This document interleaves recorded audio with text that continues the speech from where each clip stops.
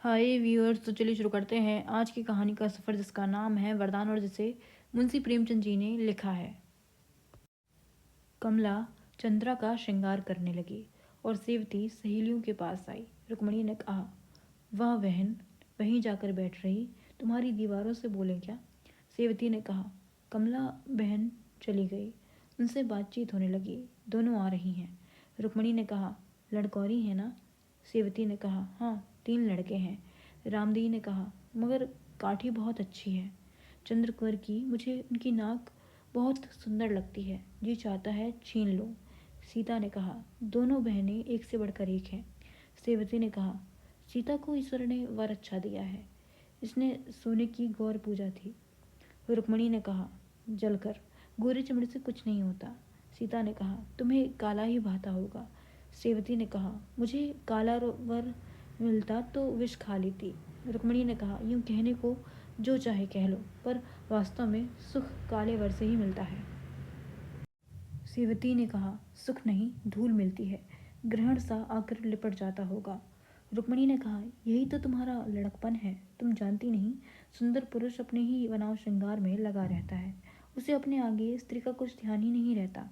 अगर स्त्री परम रूपवती हो तो कुशल है, नहीं तो थोड़े ही दिनों में वह समझता है कि मैं ऐसी दूसरी स्त्रियों के हृदय पर सुगमता से अधिकार पा सकता हूँ, उससे भागने लगता है। और कुरूप पुरुष सुंदर स्त्री पा जाता है तो वह समझता है कि मुझे हीरे की खान मिल गई। बेचारा काला अपने रूप की कमी को प्यार और आदर से पूरा करता है, उसके हृदय में ऐसी धुकधुकी लगी रहती है कि मैं तनिक भी इससे खट्टा पड़ा तो यह मुझसे घृणा करने लगेगी।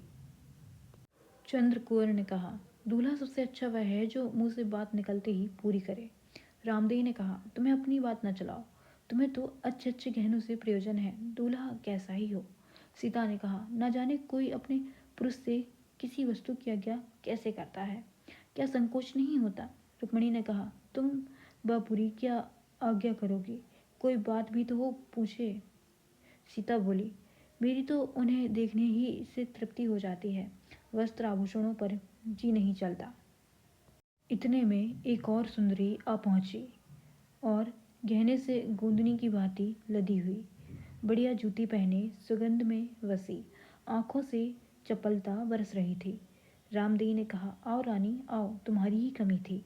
रानी ने कहा, इसकी कथा मत पूछो, कपड़ा दिए 1 मास हुआ, 10-12 बार दर्जी सीकर लाया, पर कभी आस्तीन ढीली कर दी, कभी सियन बिगाड़ दी, कभी चुनाव बिगाड़ दिया, अभी चलते चलते दे गया है। यही बातें हो ही रही थी कि माधवी चिल्लाती हुई आई, भैया आए, भैया है, उनके संग जीजा जी भी आए हैं। ओहो।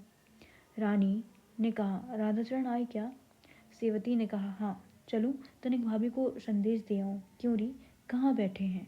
माधवी ने कहा, उसी बड़े कमरे में, जीजा जी पगड़ी बांधे हैं, भैया कोट पहने हैं। जीजा जी ने रुपया दिया, यह कहकर उसने मुट्ठी खोल कर दिखाई।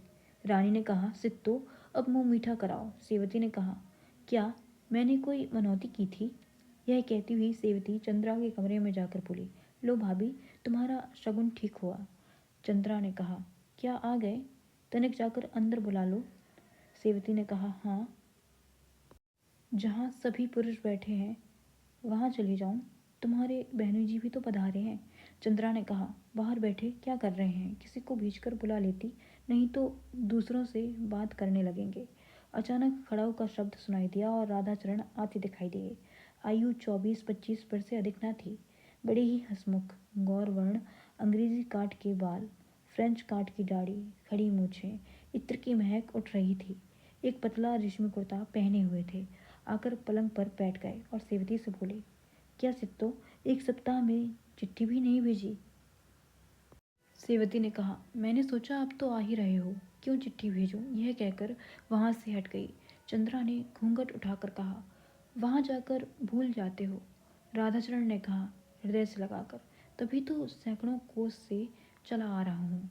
प्रताप चंद्र ने विरजन के घर आना जाना विवाह के कुछ दिनों पूर्व से त्याग दिया था। Thank you for watching.